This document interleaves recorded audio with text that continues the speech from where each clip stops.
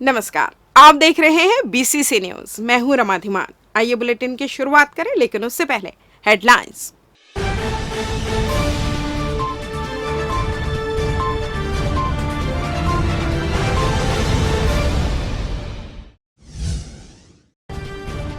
ED कार्रवाई को गलत बताकर कांग्रेस का प्रदर्शन, प्रदेश में गरमाई राजनीति।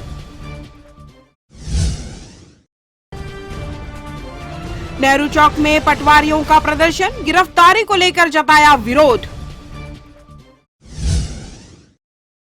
फिरौती मांगने वाले गैंगस्टर गिरफ्तार, खुद को बताया बिश्नोई गिरोह के सदस्य। और छत्तीसगढ़ में कोरोना ने फिर किया चिंतित, स्वास्थ्य विभाग ने किया अलर्ट।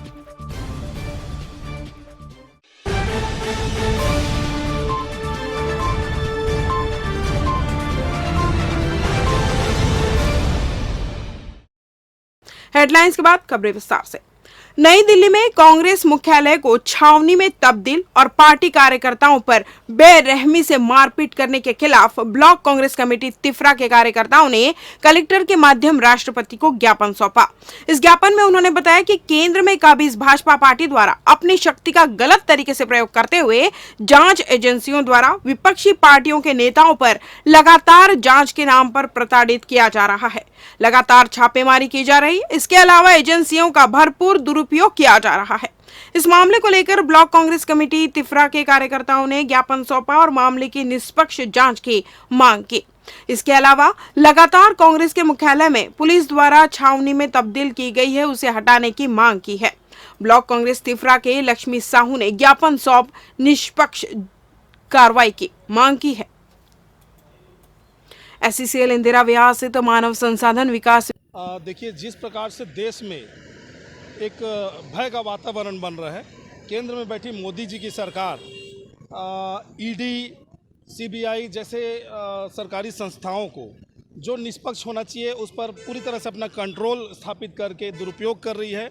और इसी तारतम्य में उन्होंने अभी लगातार 3 दिनों से माननीय हम सब के कांग्रेस के नेता राहुल गांधी जी को ईडी में लगातार पेशी 3 से 4 दिन हो गया, आज पेशी में बुलाया जा रहा है। सुबह 11 बजे, रात 11 बजे तक उनसे बिना किसी औचित्य के पूछताछ की जा रही है। जबकि आप सभी को मैं बताना चाहूँगा कि पहले ही कोर्ट में ये मामला चल रहा है नेशनल हेराल्ड का। तब इस स्थिति में ईडी अलग से समन जारी करे और बिना एफआईआर के कार्रवाई करे, पूछताछ करे, ये अनुचित है। लेकिन केंद्र में बैठे मोदी जी की सरकार, भाजपा की सरकार का दबावपूर्वक दमनकारी नीति के चलते ये ऐसी कृत्य की जा रही है। एससीसीएल इंदिरा व्यास स्थित मानव संसाधन विकास विभाग में दिनांक 17 एवं 18 जून को 2 दिवसीय reservation policy for SC, ST and OBC in recruitment and promotion विषय पर प्रशिक्षण कार्यक्रम का आयोजन किया जा रहा है। इस प्रशिक्षण कार्यक्रम में भारत सरकार की आरक्षण नीति, संवैधानिक प्रावधानों, रोस्टर का समुचित रखरखाव एवं रोस्टर अनुपालन में आने वाली कठिनाइयों एवं उनके निराकरण के संबंध में सविस्तार से बताया गया। दक्षिण पश्चिम मानसून ने मौसम विभाग द्वारा घोषित सामान्य तिथि यानी 17 जून के एक दिन पहले 16 जून को बिलासपुर में प्रवेश कर लिया। इस साल केरल में भी समय पूर्व मानसून आया था, जिससे देश के अन्य जगहों पर भी समय से पहले मानसून प्रवेश कर रहा है। मानसून के आगे बढ़ने के लिए परिस्थितियां अनुकूल है। राजधानी सहित आसपास के क्षेत्र में कई दिनों से तेज धूप के कारण भीषण गर्मी का कहर जारी था। मानसूनी बारिश के चलते 2 दिनों से कुछ राहत महसूस की जा रही है। शाम के समय बदली बारिश के चलते मौसम खुशनुमा हो जाता है। अनुमान है कि अगले 24 घंटों के दौरान भी संभाग के जिलों में अंधड़ के साथ बारिश होने की संभावना है। पर्यावरण विभाग ने पर्यावरण को दूषित करने वाले जिले के 21 अस्पताल को शोकाज नोटिस थमाया है। ये ऐसे अस्पताल हैं जहां पर अस्पताल से निकलने वाले दूषित पानी को बहाया जा रहा है। साथ ही अस्पताल से निकलने वाले मेडिकल वेस्ट का सही निपटान नहीं किया जा रहा है। इसके अलावा मुंगेली, जीपीएम और जांजगीर जिले के भी कुछ अस्पताल को नोटिस जारी किया गया है। मालूम हो, जिला प्रशासन ने साल भर पहले सभी अस्पतालों को निर्देश दिया था कि अस्पताल से निकलने वाले कचरे का सही तरीके से निपटान करें, ताकि इसका असर लोगों व पर्यावरण पर ना पड़े। इसमें यह भी कहा गया था कि निकलने वाले मेडिकल वेस्ट के लिए ऐसे कंपनी से अनुबंध किया जाए जो मेडिकल वेस्ट कचरा उठाकर नियम अनुसार उसे डिस्पोज करती है। लेकिन ज्यादातर अस्पताल के निर्देश का पालन नहीं किया। ऐसे में ये अस्पताल लगातार पर्यावरण को प्रदूषित करने का काम कर रहे हैं। उक्त नोटिस को लेकर कहा गया है कि संतोषजनक जवाब नहीं मिलता है या फिर कचरा का निपटारा की व्यवस्था नहीं की जाती है तो उन अस्पताल पर कड़ी कार्रवाई की जाएगी। इधर राजस्व पटवारी संघ द्वारा नेहरू चौक में धरना प्रदर्शन कर पामगढ़ के नायब एवं तहसीलदार को निलंबित करने की मांग की गई है।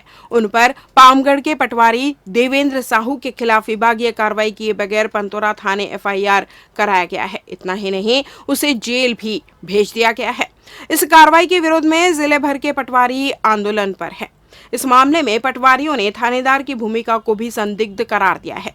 शासन के आदेश की पटवारी के प्रतिवेदन को अंतिम नहीं मानकर जांच के बाद ही कार्रवाई की जाए।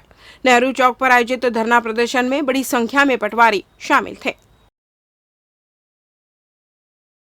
हम लोग जिला जांजगीर चांपा में जो हमारे पटवारी हैं देवेंद्र साहू जी, उनके विरुद्ध जो बिना जांच का जो एफआईआर दर्ज किया गया है, जिसके संबंध में जिला जांजगीर चांपा अनिश्चितकालीन हड़ताल में 2 तारीख से लगातार बैठे हुए हैं। उसी के परिपालन में राज्य शासन के द्वारा कोई जानकारी नहीं ली गई, जिसके तारतम्य में हम पूरा संभाग वाले लगभग 1206 पटवारी पूरे संभाग में कल दिनांक से 16 तारीख से हड़ताल में हैं, जिसमें हम बिलासपुर के 248 पटवारी 10 तहसील से सभी आज धरना स्थल नेहरू चौक में बैठे हुए हैं। जो हमारी महत्वपूर्ण मांगे हैं कि बिना जांच के कोई एफआईआर दर्ज ना किया जाए, जो कि पामगढ़ थाना के जो टीआई साहब हैं जिन्होंने गलती की है, जिसके निलंबन की हमने मांग की है।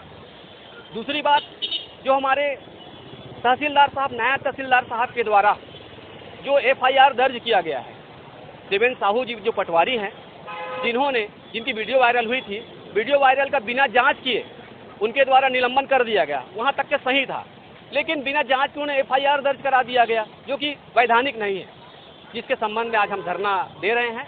हम राज्य शासन से यही मांग करते हैं कि हमारी मांगे को जल्द से जल्द सुने और हम आश्वस्त करते हैं कि बहुत जल्द इस निर्णय का हम लोग पालन करेंगे। लेते हैं एक छोटा सा ब्रेक। पिछले 17 वर्षों से रियल एस्टेट के क्षेत्र में दे रहे हैं अपनी सेवाएं और लगातार शहर की जनता को एक नई लिविंग लाइफस्टाइल। अपने कार्यों एवं सेवाओं के माध्यम से लाखों लोगों के उम्मीदों को दिया है आकार। इसलिए जिले में ही नहीं, पूरे प्रदेश में इनकी पहचान है बरकरार। आपके सपनों के घर को हकीकत में बदल कर है दिखाना, इसलिए आपके लिए लेकर आए हैं भाटी आशियाना।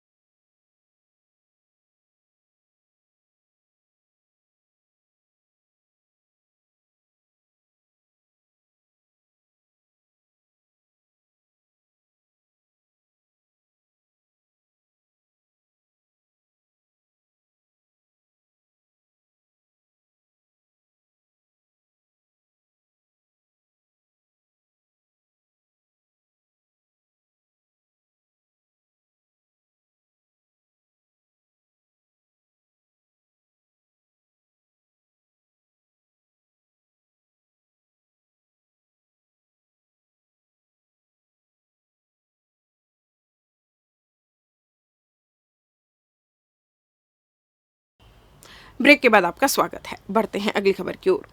गैंगस्टर लॉरेंस बिश्नोई गिरोह के 2 शूटर दिल्ली से गिरफ्तार किए गए हैं। उन्हें पंजाब के एक कारोबारी से 10 लाख फिरौती मांगने के आरोप में गिरफ्तार किया गया है। हैरानी की बात यह है कि ये दोनों बिलासपुर के हैं। वहीं तीसरे की तलाश पुलिस अभी कर रही है। पकड़े गए आरोपियों ने खुद को कुख्यात गैंगस्टर लॉरेंस बिश्नोई का आदमी बताया था। पैसा नहीं देने पर पंजाबी सिंगर सिद्धू मूसेवाला की तरह हत्या करने की धमकी दी थी। गिरफ्तार आरोपियों में शक्ति सिंह और अफजल खान बिलासपुर के रहने वाले हैं, जबकि तीसरा आरोपी बिहार गोपालगंज निवासी राजा फरार है। उसकी भी तलाश जारी है। छत्तीसगढ़ में अब कोरोना संक्रमण की रफ्तार रोजाना बढ़ रही है। सूबे में पिछले 24 घंटे में 75 पॉजिटिविटी मरीजों की पहचान हुई है। राज्य में 2 महीने बाद एक दिन में इतने मरीज मिले हैं। दरअसल स्वास्थ्य विभाग की ओर से जारी मेडिकल बुलेटिन के अनुसार गुरुवार को 6,725 सैंपलों की जांच की गई, जिसमें 75 पॉजिटिव मरीज मिले। इसी के साथ अब राज्य में औसत पॉजिटिविटी दर 1.12% हो गई है। वहीं गुरुवार को मिले नए मरीजों के बाद अब एक्टिव मरीजों का आंकड़ा 284 हो गया है। गुरुवार को इसमें बेमेतरा, कोरबा और सरगुजा से 1, महासमुंद से 2, जशपुर से 3, मुंगेली, सूरजपुर और दंतेवाड़ा से 4, रायगढ़ और कोरिया से 5, दुर्ग से 8, कबीरधाम से 9, बिलासपुर से 10 और राजधानी रायपुर से 18 कोरोना पॉजिटिव मरीज मिले हैं। वहीं एक्टिव मरीजों की बात करें तो इसमें सर्वाधिक राजधानी रायपुर में 101 सक्रिय मरीज है। दुर्ग में 34, कबीरधाम में 15, बिलासपुर में 34, सरगुजा में 15 और कोरिया में 12 एक्टिव मरीज है।